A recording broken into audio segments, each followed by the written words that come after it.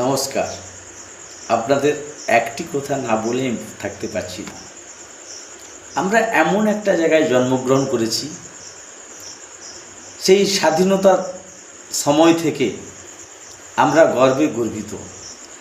আমরা মাতঙ্গিনী হাজরাকে পেয়েছিলাম আমাদের পাশের গ্রাম, আমরা জীবন কৃষ্ণ বেরাকে পেয়েছিলাম আমাদের পাশের গ্রাম।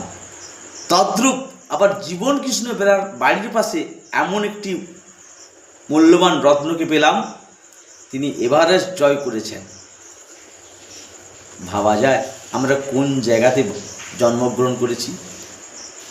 সেই কারণে আমার একটু নিবিত বিনোদন, লক্ষ্মীকান্ত মণ্ডল যিনি এভারেস্ট জয় করলেন, আগামীকাল অর্থাৎ শনিবার উনি বাড়ি ফিরবেন।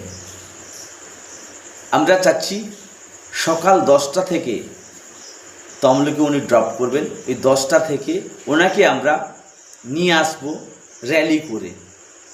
এলাকার সমস্ত মানুষকে আমি আমন্ত্রণ করছি, আপনারা সবাই আসুন, ওনার এই যাত্রার পথটা শুভ হোক।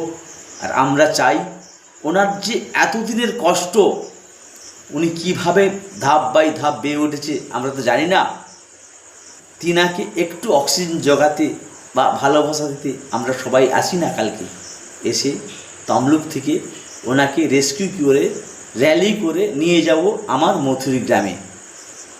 জয় হিন্দ, বন্দে ভারত।